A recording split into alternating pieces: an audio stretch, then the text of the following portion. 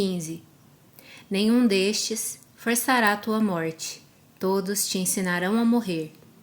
Nenhum dissipará teus anos, mas te oferecerá os seus.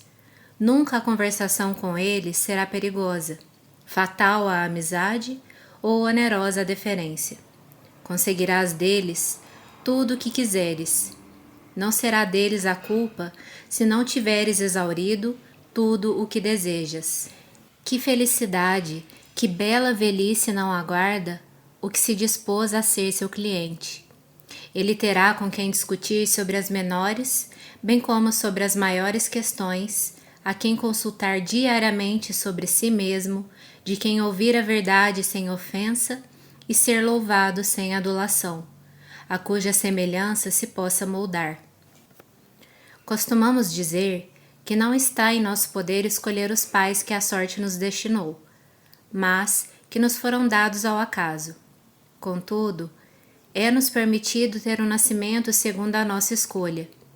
Existem famílias dos mais nobres espíritos. Escolhe a qual delas queres pertencer, e receberá não apenas seu nome, mas também seus próprios bens, que não terás de vigiar miserável e mesquinhamente, pois quanto mais forem partilhados pelos homens, maiores se tornarão.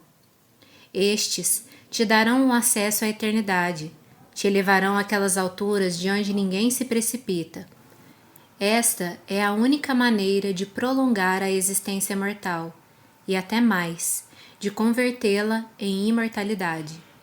As dignidades, os monumentos, tudo o que a ambição impôs por decretos ou construiu com o suor, depressa há de cair em ruínas. Não há nada que a longa passagem dos anos não destrua ou desordene.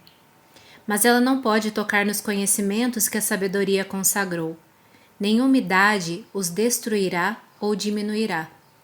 A seguinte e as sucessivas sempre hão de aumentá-los ainda mais, pois a inveja tem olhos apenas para o que está próximo de si, e admiramos com menos malícia o que está distante. Portanto, a vida do filósofo estende-se por muito tempo, e ele não está confinado nos mesmos limites que os outros. É o único a não depender das leis do gênero humano. Todos os séculos servem-nos como a um Deus. Algo distancia-se no passado? Ele recupera-o com a memória. Está no presente? Ele o desfruta. Há de vir no futuro? Ele o antecipa. A reunião de todos os momentos num só torna-lhe longa a vida. 16. É extremamente breve e agitada a vida dos que esquecem o passado, negligenciam o presente e receiam o futuro. Quando chegam aos termos de suas existências, os pobres coitados compreendem tardiamente que estiveram por longo tempo ocupados em nada fazer. E pelo fato de fazerem frequentes apelos à morte, não há por que pensar que fica provado que eles tenham usufruído de uma longa existência. Sua cegueira os atormenta com emoções incertas e que os faz incidir nas próprias coisas que temem. Desejam então muitas vezes a morte, porque os aterroriza. Não há ainda razão para se pensar que isto também seja uma prova de vida longa. O fato de muitas vezes os dias lhes parecerem longos, ou porque se queixam de as horas custarem a passar até que chegue o momento do jantar. Pois, se porventura as ocupações os abandonam, sentem-se desertados e inquietam-se mesmo no lazer, nem sabem como dispor dele ou matá-lo. Portanto, anseiam por uma ocupação qualquer, e todo intervalo de tempo entre duas ocupações lhe é um fardo. E, por Hércules, tal é o que acontece quando se fixa a data dos combates de gladiadores, ou quando se aguarda o dia de um outro gênero qualquer de espetáculo ou divertimento. Desejam saltar os dias intermediários. A espera de qualquer coisa porque anseiam lhes é penosa, mas aquele instante que lhes é grato corre breve e rápido, e torna-se muito mais breve por sua própria culpa, pois passam de um prazer a outro e não podem permanecer fixos num só desejo. Seus dias não são longos, mas detestáveis, e por outro lado, quão curtas não lhes parecem as noites que passam nos braços das prostitutas ou entregues ao vinho. Daí também resulta o delírio dos poetas, que nutrem os descaminhos dos homens com ficções nas quais se mostra Júpiter, inebriado do desejo de coito, duplicando a duração da noite. Que outra coisa é senão inflamar nossos vícios quando os imputamos aos deuses e se concede a deferência da divindade a um exemplo de fraqueza? Podem estes não achar muito curtas as noites pelas quais pagam tão caro? Perdem o dia na espera da noite, a noite de medo da aurora. 17. Seus próprios prazeres são desassossegados e agitados por vários terrores, e mesmo em meio à maior euforia, assalta-lhes o inquieto pensamento: até quando tudo isto?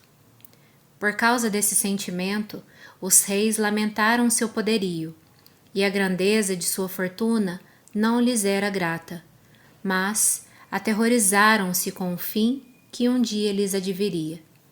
O mais insolente dos reis da Pérsia, ao ver seus exércitos espalhados por vastos espaços de terra, de modo que nem podia abarcar seu número, mas apenas a extensão, desfez-se em lágrima, porque dizia: em 100 anos, nenhum dentre tão grande número de jovens haveria de estar vivo.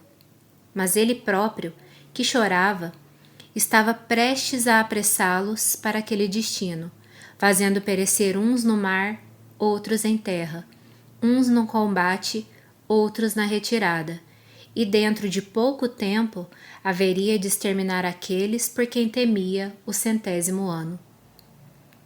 Qual o motivo de também suas alegrias serem temerosas? É que não brotam de causas sólidas.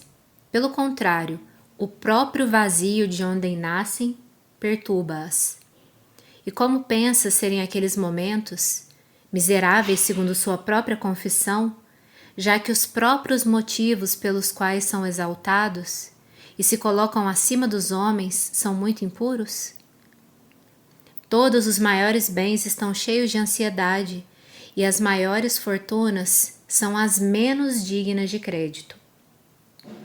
Para alimentar a felicidade, faz-se necessária uma outra felicidade, e em paga a uma promessa realizada, outras promessas devem ser feitas, pois tudo que nos sucede por obra do acaso é instável, e quanto mais alto nos elevamos, tanto mais estamos sujeitos a cair. É claro que o que está condenado a cair não agrada a ninguém, portanto, é necessariamente a mais miserável, e não apenas a mais breve, a vida dos que obtêm com grande esforço algo que conservam com um esforço ainda maior. Em meio a grandes labutas, conseguem o que desejam e ansiosos conservam o que conseguiram. Entretanto, não têm consciência de que o tempo nunca mais há de voltar. Novas ocupações seguem-se às antigas. A esperança suscita esperança, a ambição, ambição. Não procuram um fim às misérias, mas mudam seu assunto. Nossos cargos nos atormentam? Os dos outros nos tomarão mais tempo. Cessamos de fatigar-nos como candidatos? Começamos novamente como partidários. Renunciamos ao estorvo de acusar? Apresenta-se-nos o de julgar. Deixa de ser juiz? É feito pretor. Envelheceu como administrador de propriedades alheias? Ocupa-se agora com sua riqueza. As vestes guerreiras deram folga a Mário? O consulado não lhe dá sossego. Cincinato apressa-te a escapar do cargo ditatorial? Será novamente chamado do arado. Cipião, ainda muito jovem para uma tarefa de tal envergadura, combaterá os cartagineses. Vencedor de Aníbal, vencedor de Antíoco, orgulho de seu consulado e garantia do seu irmão, seria colocado ao lado de Júpiter, não fosse sua intervenção pessoal. As guerras civis perseguirão este salvador da pátria. E tendo sido na juventude honrado como um deus, já velho deleitar-se-á apenas com o desejo de um altivo exílio. Nunca faltarão motivos de inquietação, quer na prosperidade, quer na miséria. A vida será dilacerada entre as ocupações. O ócio sempre desejado, nunca obtido. 18. Portanto, meu caro Paulino, aparta-te da multidão, e já bastante acossado pela duração de tua existência, não te afastes de um porto mais tranquilo. Pensa quantas vagas já te acometeram, quantas tempestades de uma parte já suportaste na vida particular, quantas de outra suscitaste contra ti na vida pública. Teu valor já foi suficientemente testado em fatigantes e atormentadas provas o teu valor. Tenta ver o que pode realizar no ócio. A maior parte de tua vida é certamente a melhor. Foi dada à República. Toma também para ti um pouco de teu tempo. Não te convoco a um retiro indolente e inativo, nem a afogar todo o teu vigoroso caráter no sono ou nos prazeres caros à multidão. Isso não é estar em sossego. Encontrarás tarefas maiores que todas as que cumpriste devotamente até aqui, as quais executarás no retiro e livre de preocupações.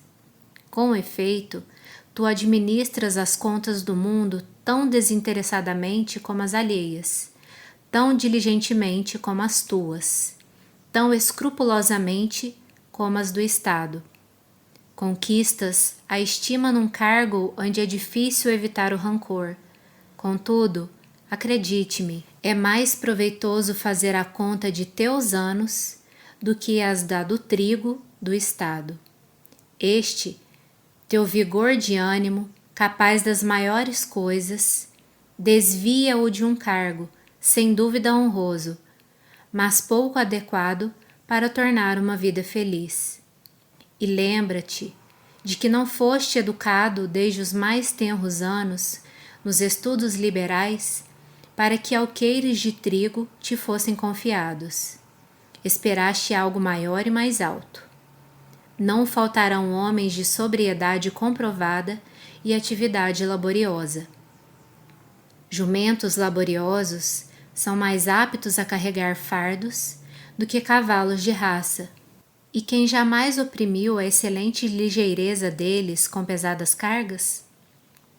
Além disso, reflete quantas preocupações não tens ao assumir tanta responsabilidade. Tu lida com os ventres dos homens. O povo esfaimado não dá ouvidos à razão, não se aplaca pela moderação, nem se dobra a nenhum argumento. Muito recentemente, naqueles poucos dias após a morte de César, disse que ele se indignou muitíssimo, se há ainda algum sentimento nos infernos, porque sabia que o povo romano lhe sobrevivia e ainda lhes restavam provisões para 7 ou 8 dias. E enquanto ele construía pontes de navios e divertia-se com as forças do império, estava às nossas portas o pior dos males, até mesmo para os sitiados, a falta de alimentos.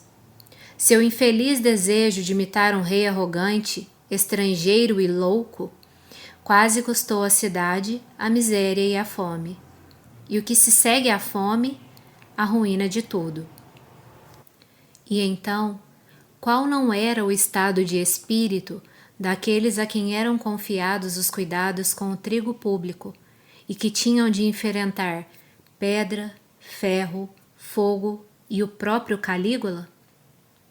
Com a maior dissimulação, encobriam um tão grande mal incrustado nas vísceras do Estado, e digo que o faziam com razão, pois algumas doenças devem ser curadas sem que os pacientes as conheçam. A muitos, o conhecimento de sua doença foi a causa da morte. 19.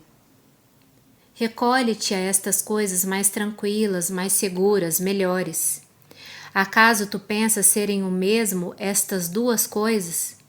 Cuidar que o trigo seja transportado ao celeiro, intacto e salvo da fraude ou negligência dos carregadores, que não se estrague pela fermentação, que esteja bem seco, que seu peso e medida confiram, e elevar-se às coisas sagradas e sublimes para conhecer qual é a substância de Deus, seu prazer, sua condição, sua forma, que destino aguarda tua alma, que lugar a natureza nos destina após nos separarmos do corpo, qual a separação porque ela mantém os corpos mais pesados no centro do universo, suspende os altos às regiões altas, eleva o fogo à mais alta, impele as estrelas às suas trajetórias e ainda outras coisas cheias de notáveis maravilhas?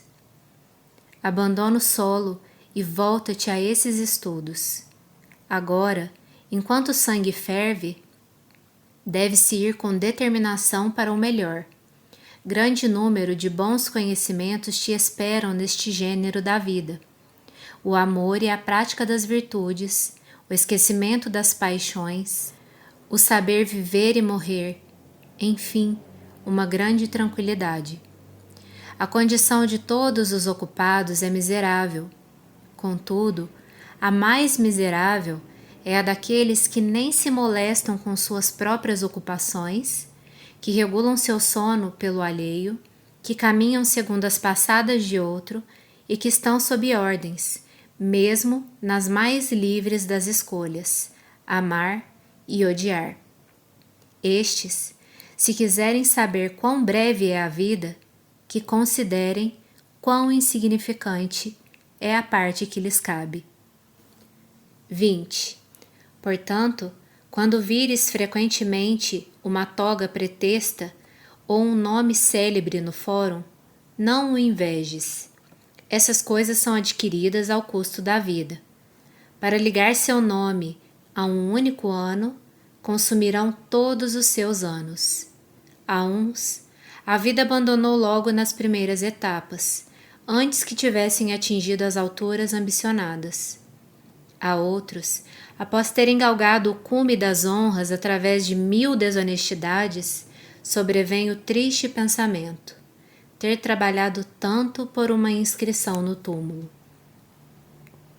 Enquanto estavam dispostos para novas esperanças, como na mocidade, a extrema velhice de alguns, já incapaz, frustrou-lhe os grandes e insaciáveis esforços.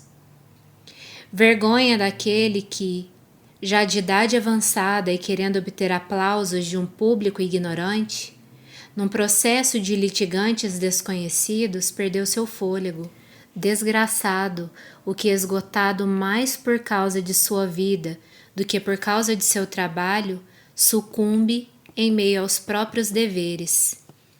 Desgraçado o que morre recebendo suas contas sob o riso do herdeiro longamente deserdado. Não posso omitir um último exemplo que me ocorre. São Turânio foi um velho de comprovada diligência, que depois de completar 90 anos, como fosse dispensado de seu cargo por César, sem que tenha solicitado, ordenou que o colocassem em seu leito e que a família, que se reuniu em torno dele como se estivesse morto, o pranteasse. A casa lamentava o ócio de seu velho senhor, e a tristeza não terminou antes que o cargo lhe fosse restituído. É tão bom assim morrer ocupado? O mesmo estado de espírito manifesta-se em muitos. O desejo de trabalhar perdura mais que a capacidade. Lutam contra a fraqueza do corpo e julgam penosa a velhice, por nenhuma outra razão, senão porque ela os põe de lado. A lei não mobilizam um soldado nos seus 50 anos, nem convocam um senador nos 60. Os homens obtêm com mais dificuldade folga de si mesmos do que da lei. Entre mentes, enquanto roubam e são roubados, enquanto um arrebata o repouso de outro, enquanto tornam-se mutuamente miseráveis, sua vida é sem proveito, sem prazeres, sem nenhum aperfeiçoamento intelectual. Ninguém tem a morte à vista. Todos estendem suas esperanças ao longe. Alguns chegam até mesmo a tomar disposições com relação a coisas que estão além de suas vidas.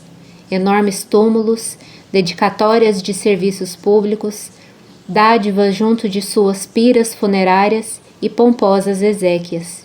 Mas, por Hércules, seus funerais deveriam ser conduzidos à luz de tochas e círios, como se tivesse vivido pouquíssimo. Fim do livro.